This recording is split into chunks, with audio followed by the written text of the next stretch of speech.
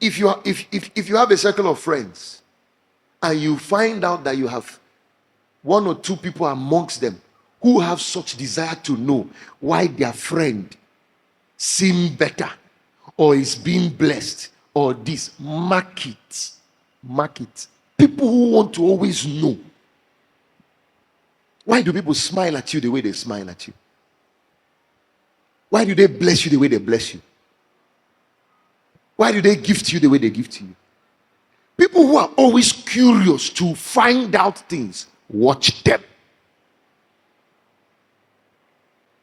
They ask for your phone, not because they want to make a call. They want to know what kind of people are in your phone book. They want to know why you are more favored, why you are. Watch them. You think you have friends, you have scorpions. A true friend will watch you rise and not be interested. A true friend will see things happen for you and celebrate you and stop there.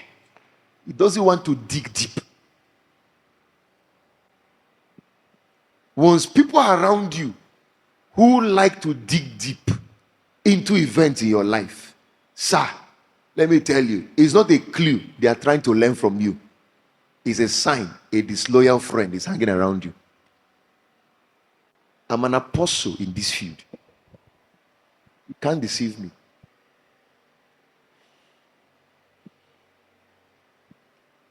If they cannot just tell you congratulations, sir. I celebrate what God is doing with you, sir. Oh, wow. And even find a way to support what God is doing with you. If all they're interested in is the details, sir, let me tell you, one day they'll be interested in the details of your failing.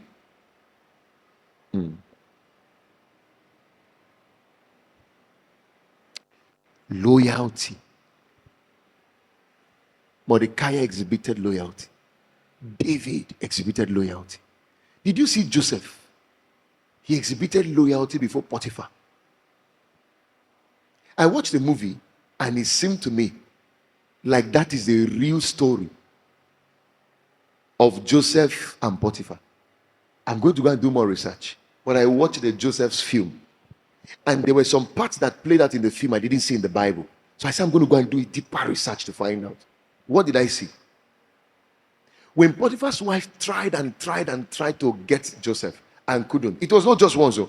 She kept trying it. Then one day, it got to Joseph's neck, he fled, and the woman got his cloth and raised an alarm. And they sent for Potiphar, he came quickly. When Potiphar came, the woman told her story. Potiphar went and met Joseph and said, what is your own version of the story? And Joseph said, sir, you know I have served you loyally, trustworthily, faithfully. You know what I'm capable of. You know what I'm not capable of. I just don't know how to defend myself over a case of madam. What if I say, I command you as your master, speak? He says, sir, it will be difficult for me to give you the details of what happened. I can't do that, sir. But I've been faithful over your house. I have done everything you say I should do. And all you say I should not do, I have not done.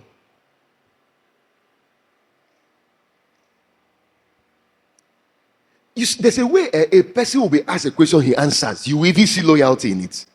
You will even see loyalty in that person. Potiphar insisted.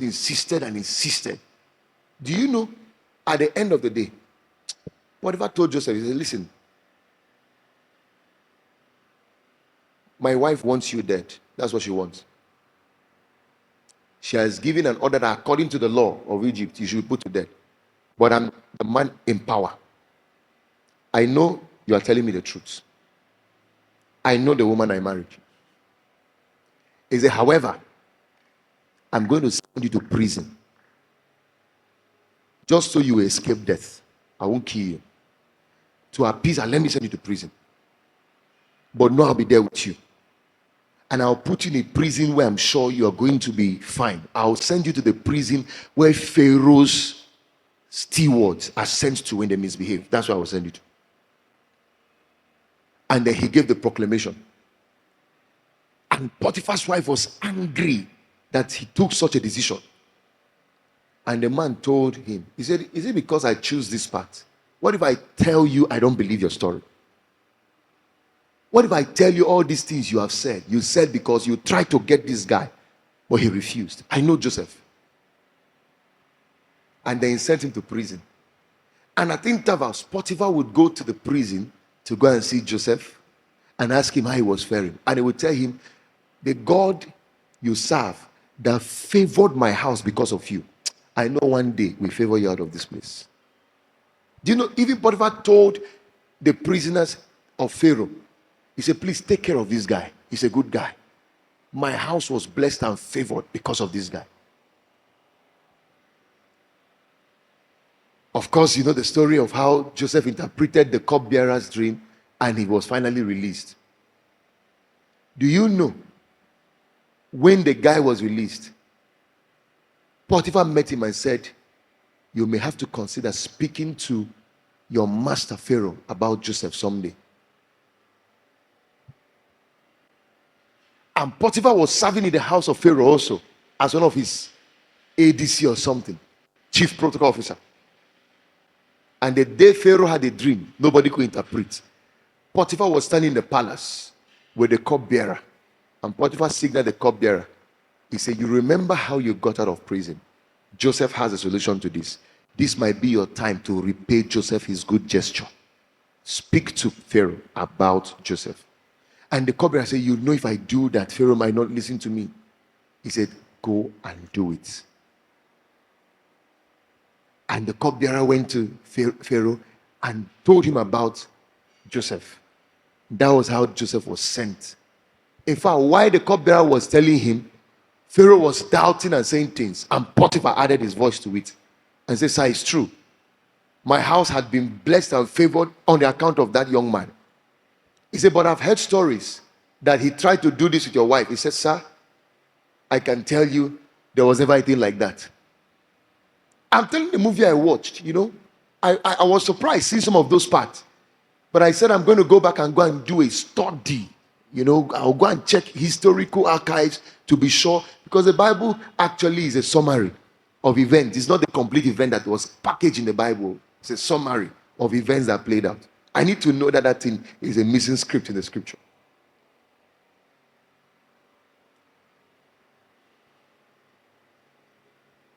The day his book of remembrance opened, they found loyalty in it. Loyalty to the point that even that which belonged to his master, he would not tamper with it. Have they put you in charge of a thing and all you did was abuse it?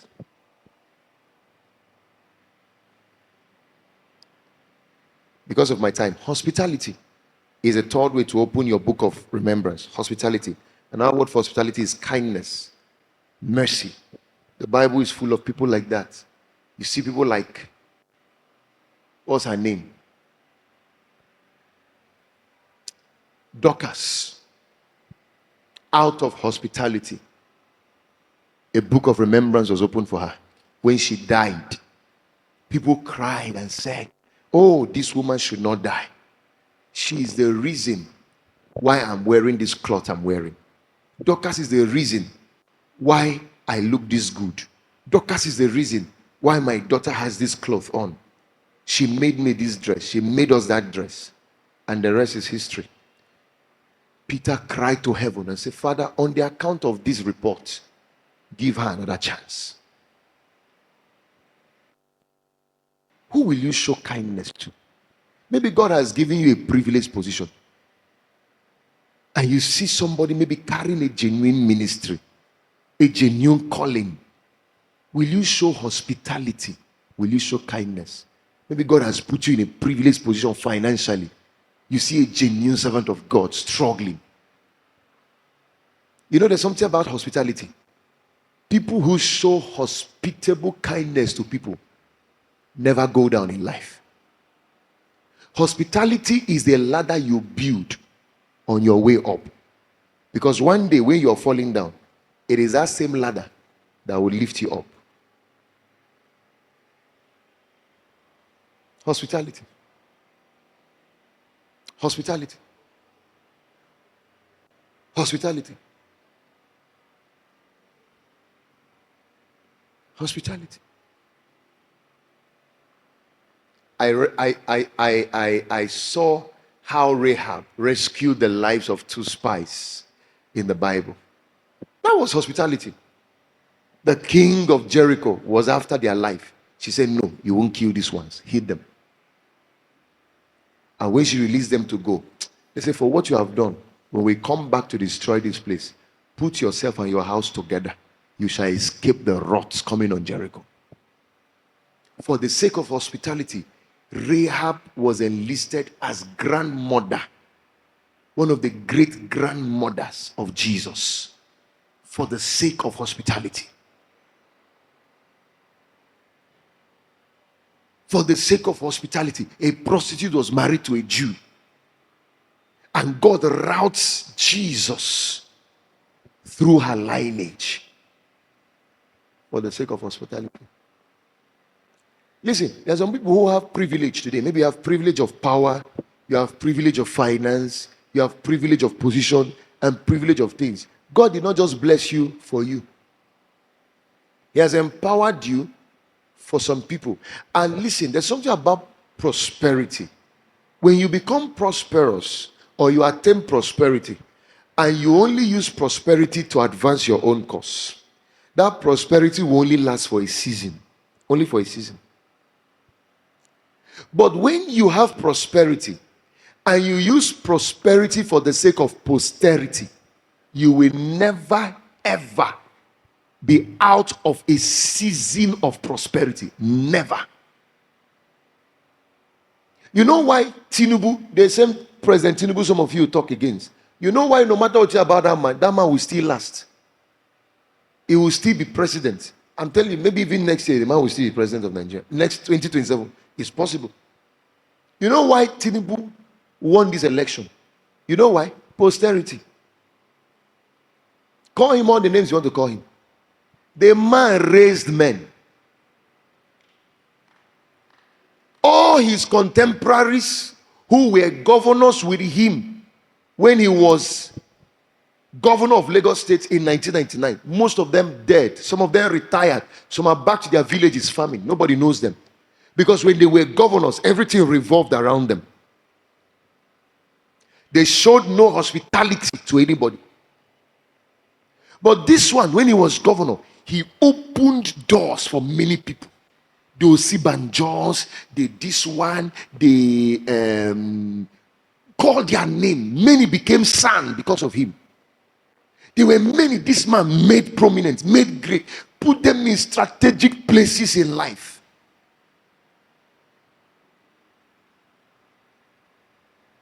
Even when he left office as governor, he still made sure he was relevant by raising others.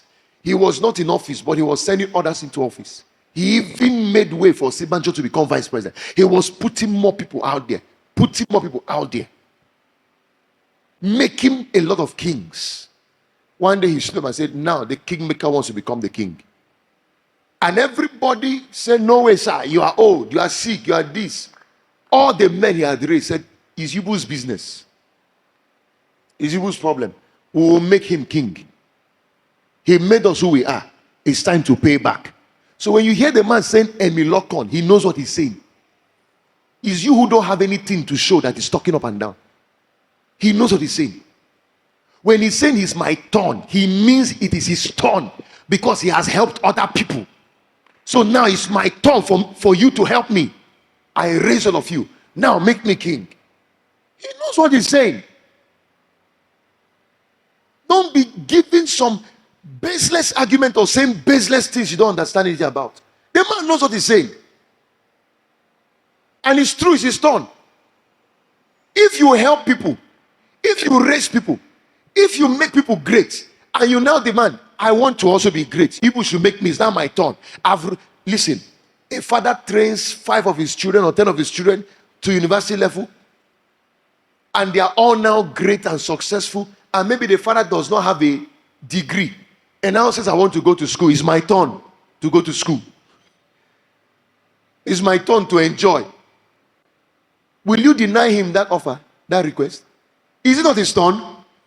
I'm asking, is it not his turn? After he has made all of you great, it's his turn. Don't join people who don't understand impact and be talking. And what happened is history. His president. People were ready to put money left, right, center to make him president. And many more are still ready to make him president second term. Call him whatever you want to call him. You who think you are charismatic, handsome, fine, you can deliver more. Who have you made? The man who is staggering, falling, who is too old, who doesn't look charismatic, who doesn't look fine, who have drug case, who have no certificates, all the names you've labeled him. Can't you see where he is? Life is a mystery. Hospitality. Who are you showing kindness to now? That may be the person God will use to raise you. You see, Joseph's brothers, they should have been showing kindness to was who they were killing, sending to slavery. If not that God was with Joseph, Joseph would have died a slave, and his brothers would have died hungry. Hunger would have killed all of them. But that was your deliverer you were persecuting. Listen, Mr. Big Man, there are some people now on your door knocking and asking you for help. They might be the same Lazarus you would need to dip hand in cool water and quench your thirst. Be careful what you do with them at your gate. You see, this life is not permanent. You see, position. There are things that are not permanent. You see things like position, power, money. They're not permanent. They recycle. They recycle. One day, you will see power will leave your hand. It will enter the hand of one person. One day, you will see even money will leave your hand. One day, you will see that fame will leave you. It's the people that you intentionally invested in. I'm not talking about just everybody you see. People you know have a promising future. People you know have a promising life. People who you know that if you ever contribute to their rising, they will not forget you.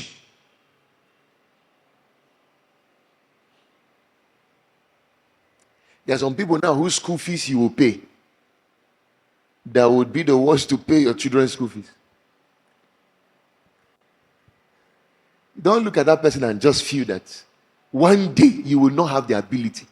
Is that person that you just helped?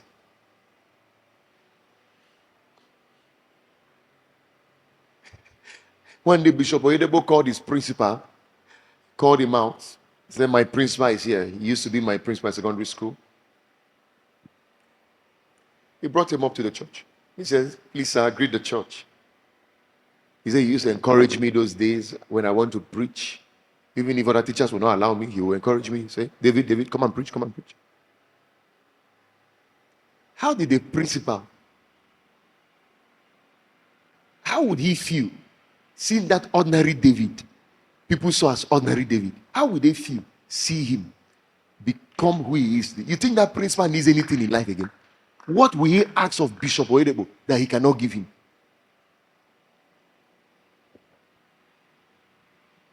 Many people are sabotaging their lives on account of how they play with relationships.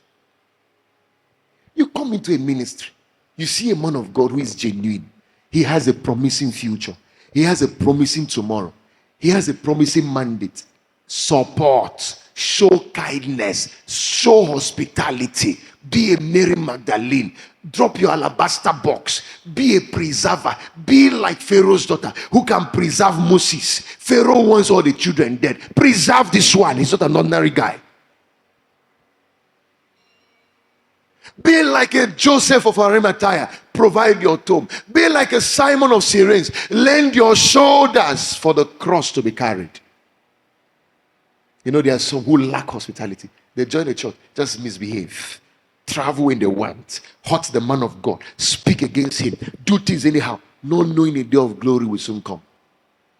Where that same mandate you refuse to support will be so supported by God and even people that they hardly know, and it will become great. That same door you just slammed anyhow.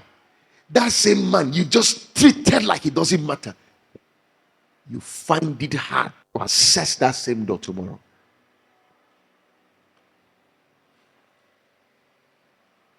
Show hospitality. You are a Peter.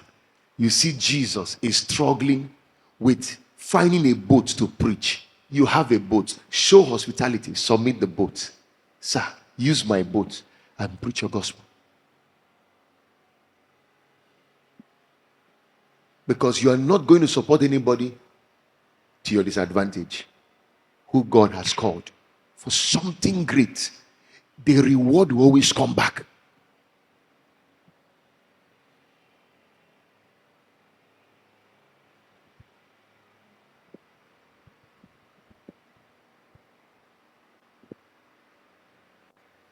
I heard a story of a man of God who was struggling to do a particular project.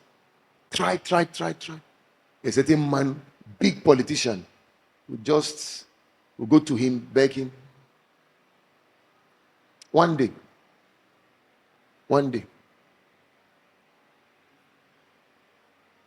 the man was sick to the point of death.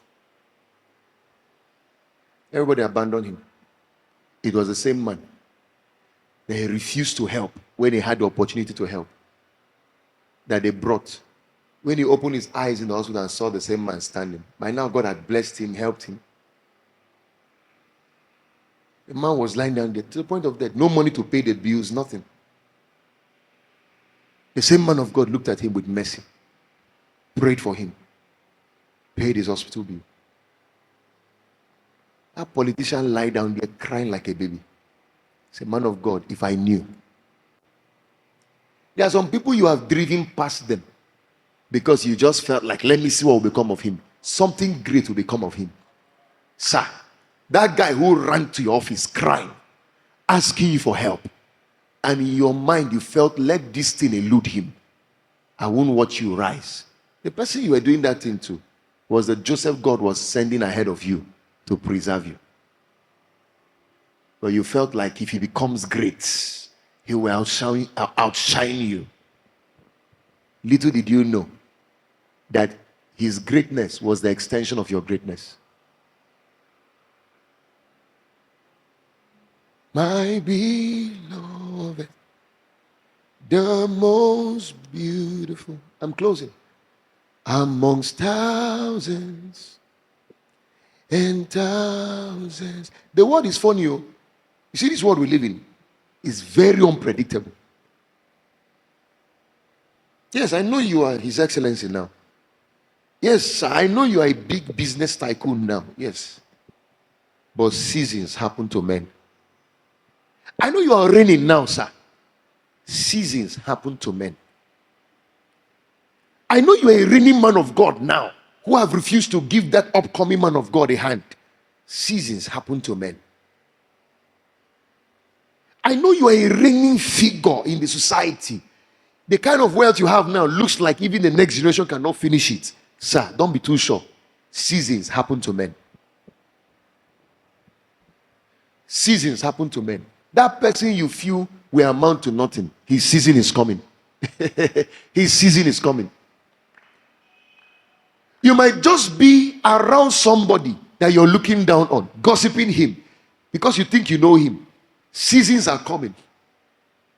I remember when we were doing foundation of this place, my father and the Lord drove into Abah State.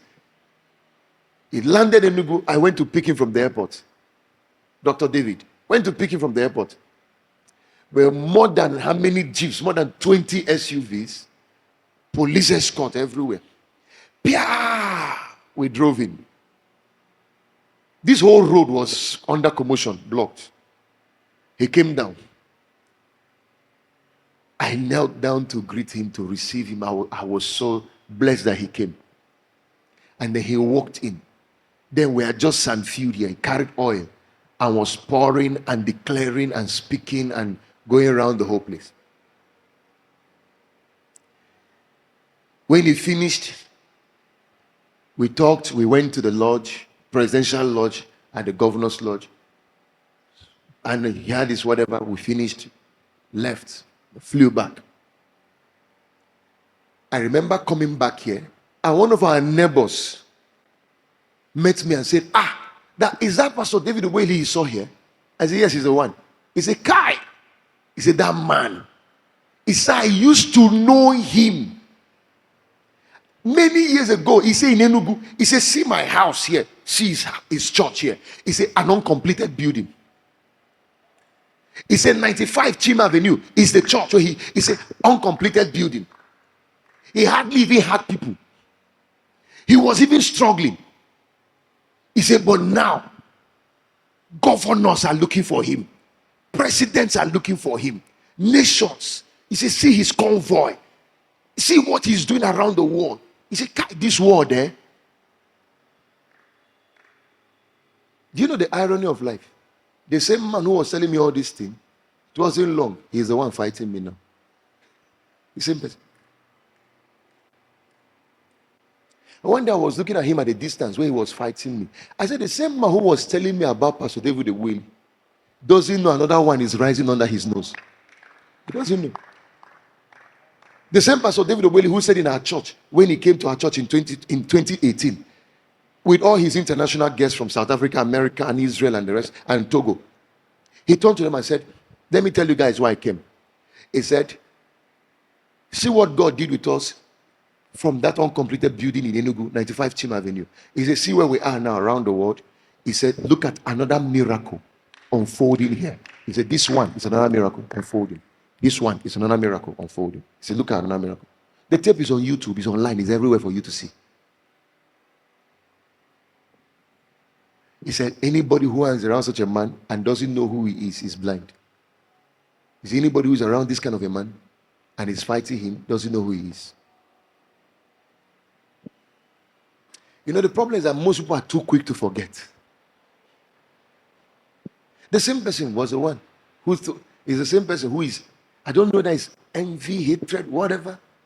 Just fighting.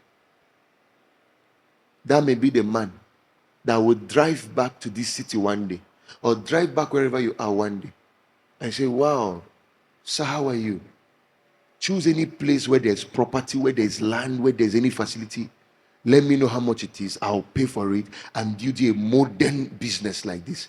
Or choose any country you want to go and learn this or do this. I will send you there.